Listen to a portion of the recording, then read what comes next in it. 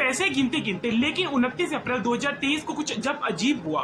दान की गिनती का काम नए परिक्रमा भवन में शिफ्ट हो गया था, जहां 108 कैमरे लगे थे। नोटों की जो गिनती हो रही थी, तभी एक सिक्योरिटी गार्ड ने सीसीटीवी में रवि को देखा। रवि धीरे से कुछ नोट पकड़कर अपने जो कपड़े हैं उसके नीचे छुपा रहा था। सिक्योरिटी गार्ड ने ये जानकारी टीडी के ही ऑफिसर सतीश कुमार को दी और रवि की तलाशी ली गई। तलाशी ली गई तो उसमें रवि के पास $900 मिले।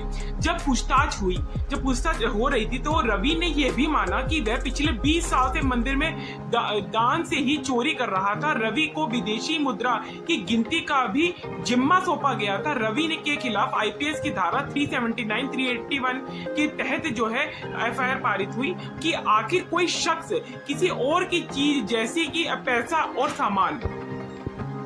पैसे और सामान बिना किसी इजाजत के चुरा ले और इसका इरादा उस चीज को रखने का हो तो वह चोरी का गुनाह है। धारा 381 तब लागू होती है जब कोई नौकर या कर्मचारी अपने मालिक जहां यहां काम करता हो वहां से चोरी करता हो।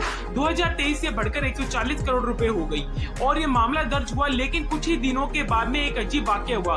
19 मई 2023 को रवि कुमार और उनकी पत्नी ने अपनी 7 संपत्तियों टीडी को दान कर दी और उन्होंने उसे अपनी भक्ति और पश्चाताप का प्रतीक बताया। टीडी के तत्कालीन चेयरमैन वीएफ सबरेड्डी ने इस दान को स्वीकार भी किया।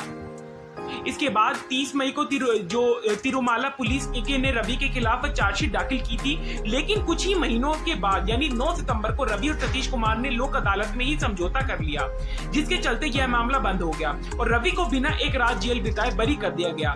2004 में अब जब चंद्रबाबू नायडू की तेलुगु देशम पार्टी ने आंध्र प्रदेश की चंद्रबाबू नायडू ने जब जुड़े कई मामलों पर सवाल उठने लगे। इनमें तिरुपति लड्डू में मिलावट के आरोप भी शामिल थे।